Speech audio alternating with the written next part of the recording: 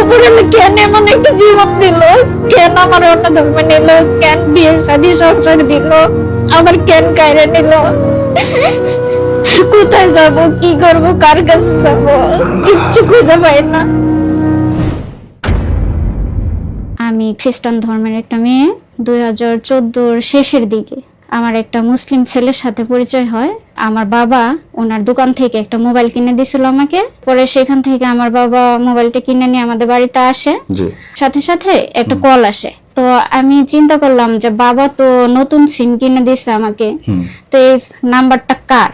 আমি জিজ্ঞেস করলাম যে আপনি কে, আপনি নাম্বারটা কোথায় পাইছেন। তারপর তার সাথে আমার এভাবে পরিচয় হয়। 3 মাস 6 মাস এরকম যাইতে থাকে। আপনারা নিয়মিত কথা বলা শুরু করেন? কথা বলা শুরু করি। তো এক পর্যায়ে আমাদের সম্পর্কের মতো হয়ে যায়। তারপর আমাদের 6 মাস পরে আমরা দুজন বিয়ে করি।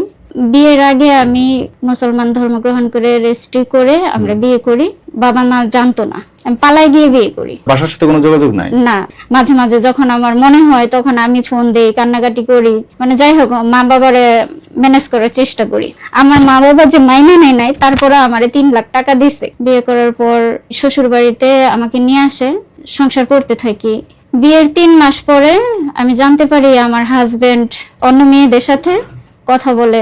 তো কথা বলে সেগুলো আমি মোবাইলের মধ্যে ছবি রেকর্ড করা সবকিছু পাই। শুধু একটা না, অনেকগুলো মেয়ের সাথে কথা বলে। তো মেয়েদেরকে বলে কি যে উনি বিয়ে করে নাই, সবার কাছে নিজেকে অবিবাহিত পরিচয় দেয়। অবিবাহিত পরিচয় দেয়। তো আমি বলতেছি দেখো আমি তোমার অনেক বিশ্বাস করে আমি তোমার কাছে আসছি, আমি আমার নিজের ধর্ম, আত্মীয় স্বজন সবকিছু ত্যাগ করে আমি তোমার অনেক বিশ্বাস করি, তুমি এগুলো ছাইড়া দাও, যাই করছো এতদিন তুমি ছাইড়া দাও। তো বলতেছে আচ্ছা ঠিক আছে আমি ছাইড়া দিব।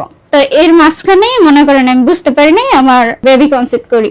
বেবিটা হইলো 1 বছরের মাথায়।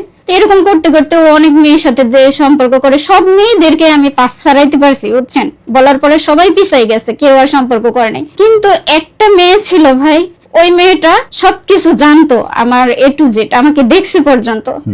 তারপরেও ও আমার হাজবেন্ডের সাথে কথা বলতো। কথা বলতে বলতে এমন একটা পর্যায়ে চলে গেছে ভাই, কি বলবো। মেয়েটার আমি ছোট বোনের মতো ওর বাসায় গেছি 3 দিন। যখন জানতে পারি যে আমার হাজবেন্ডের সাথে রিলেশন করে, 3 দিন যাইয়া ওকে আমি বুঝাইছি যে দেখো বোন, আমি সবকিছু ছাইরা ওর কাছে আসছি, তুমি ওর সাথে রিলেশন যা আছে তুমি সব বাদ দিয়ে দাও। তুমি অবিবাহিত মেয়ে, তুমি কেন একটা সন্তান আছে, তারপরে ওয়াইফ আছে, এরকম একটা ছেলের সাথে কেন তুমি রিলেশন করবা। মেয়েটা উল্টা আমার হাজবেন্ডের কাছে সবকিছু বলে দেয়। আমি যে ওদের বাসায় গেছিলাম, তারপর শেষে আমাকে অনেক দূর করে, অনেক ই করে। আমি তাকে যতই বুঝাইতে যাই সে আমাকে উল্টা বুঝে, আমি নাকি তাকে সন্দেহ করি। আমার সংসারে ভাই কোনো কিছুর মানে খাওয়া পড়া কাপড় ধরি কোনো কিছুর অশান্তি ছিল শুধু আমার এই পরক্রিয়াটা নিয়ে। মানে উনি আমাকে মানে এভাবে জ্বালাইছে বুঝছেন, যে আমি যাতে সাপও মরে লাঠিও যাতে না ভাঙে, আমি যাতে একই সরে আসি। আমাকে কিছু হইতো না, এমনি ভালো। কিন্তু আমি যদি ওকে বুঝাইতে যাইতাম আমার একটা বাচ্চা হয়ে গেছে, আমি অন্য ধর্ম থেকে আসছি, তুমি এরকম করো না মা। তো আর আমাকে সবসময় খোটা দিত আমি অন্য জাতের থেকে আসছি, যেন আমার শ্বশুর শাশুড়ি ননদরা জাত ছাড়া বেজাত নিয়ে আসছে এগুলো বলতো। আমার বাবা ফকিন্নি, আমি বাপের বাড়ি থেকে এটা আনি নাই ওইটা আনি নাই, সবসময় কোটার উপরেই রাখতো। তারপরে একদিন অনেক প্রচন্ড গন্ডগোল হয়েছে, উনি দোকানে চলে গেছে, দোকান থেকে আসলো, আসার পরে আমাকে টাইনা তুলছে, টাইনা তুলে ভাত খাওয়াইছে। ভাত টাত খাওয়ানোর পরে একটা বিটের বোতল আছে, আমি কিন্তু জানি না, আমার হাজবেন্ড বোতলে ঢাকনার মধ্যে ঢালছে, ঢেলে বলতেছে হয় তুই খাবি, নয় আমি খাবো, নয় বাচ্চারা খাওয়াই, মেরে ফেলাম। এ কথা বলতেছে। আমার আর এইসব অত্যাচার সহ্য হয় না, তুই আমারে মিথ্যা মিথ্যা অপবাদ দিস। তো বলতেছে তুই মরবি নাকি আমি খাবো না বাচ্চারে খাবো, বারবার জোরাজোরি করতেছে। একবার আমার গালের মধ্যে টিভি দিয়ে মানে বলতেছে খা খা, এরকম বলতেছে। তখন ভাই একবার দুইবার কয়বার সহ্য করা যায়, তখন আমারও অনেক জেদ হয়ে গেছে। দাও তোমার মরতে হবে না, তুমি বেঁচে থাকো, আমি মরে যাই। বইলা থাপা দিয়ে নিয়ে মুখে দিয়েছি। এর মাঝখানে আমার বাচ্চাটা হয় মানে মা করে চিৎকার দিয়ে উঠছে। তো ওষুধটা যতটুকু ভিতরে গেছে মানে আমি গিলতে পারি নাই। তখন আমার হাজবেন্ডও মানে পানি দিছে, বলতেছে যে আমি বুঝি নাই, তুমি সত্যি সত্যি খাইয়া ফেলবা, মুখ কুলি করো। তো মুখ কুলি করলাম। মনে করেন আমি সারা রাত কাতরাইছি। আমার ঠোঁট তখন মানে কি আমি স্বাভাবিকই আছি, কিন্তু যতটুকু আমার ওষুধটা গেছে মানে সবুজ কেমন যেন একটা কালার, কালো কালার হয়ে গেছে, পুড়ে গেছে। আমার এগুলো অনেক জ্বালা পোড়া করতেছে। আপনার জিহ্বা আপনার ঠোঁট এগুলো জ্বালাপোড়া হ্যাঁ, করতেছে, জ্বালাপোড়া, হ্যাঁ, হ্যাঁ। কিসের প্রভাব? পরে সারা রাত কান্না করছি, আমি আর সহ্য করতে পারতেছি না।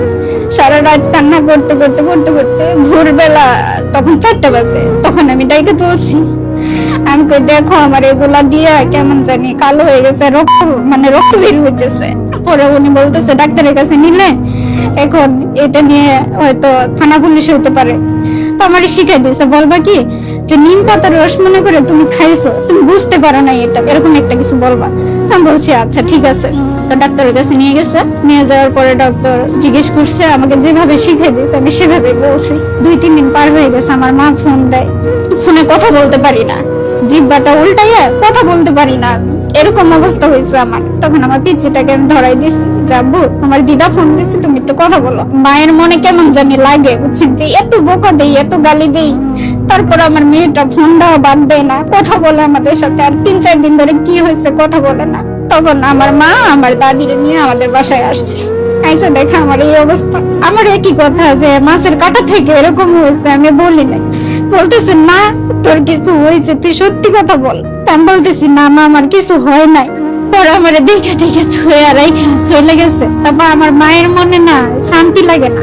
যখন 10-15 দিন হয়েছে আইসা বলতেছে সত্যি করে বল কি আবার হয়েছে। আপনার মা এসেছে আপনার হ্যাঁ বাসায়? হ্যাঁ আসছে, আমার বাবাকে নিয়ে আসছে। তো পরে বলতেছি মা এই কাহিনী। তখন আমি সত্যি কথাটা তাদেরকে বলি, তারা আমাকে আর সেখানে রাখবে না। তখন আমার মা বলতেছে তুই আমাদের সাথে চল। আমার বাবা বলতেছে যে তোর রেখে যাবো না, চল।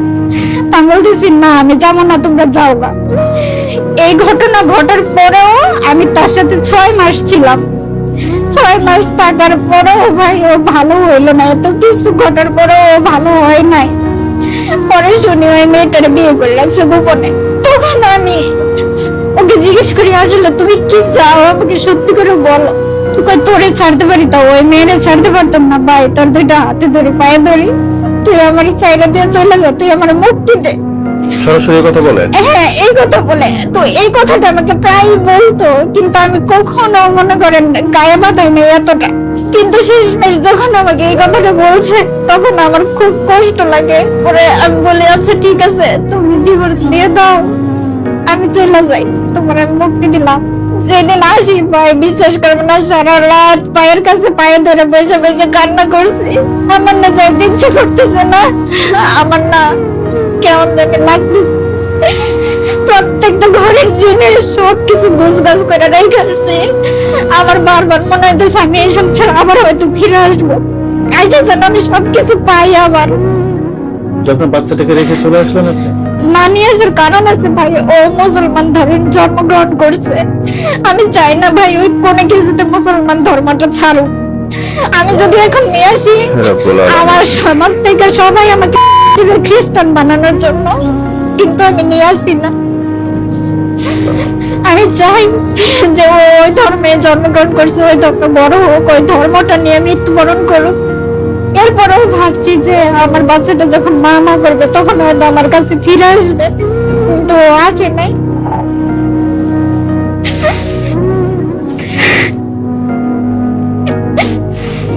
ও ছেড়ে দেওয়ার পরে জানেন আমি এত কষ্টে দিন পার করি।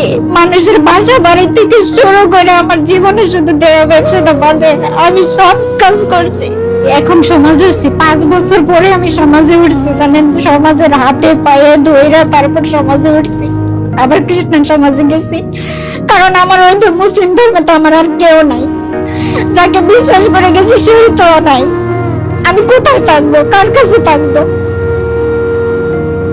কিন্তু আত্মীয় স্বজন মা বাবা মাঝে মাঝে এমন কিছু কথা বলে ভাই, মানে কারো বলতে পারি না। মাঝে মাঝে ইচ্ছা করে উপরে কেন এমন একটা জীবন দিল, কেন বিয়ে শাদী সংসার দিল, আবার কেন কায়রে নিল। কোথায় যাব, কি করব, কার কাছে যাব, কিচ্ছু খুঁজে পাই না। মাঝে মাঝে বাঁচতে ইচ্ছে করে না জানেন। ইচ্ছে করে কি যে আমি তো হয়তো সবার সমস্যা, কোথাও গিয়ে ঠাই পাই না, কারো কাছে যাইতে পারি না। ও আমার আপন বোন না, ওনার সাথে আমি জব করি, সেই ক্ষেত্রে আমার পরিচয়।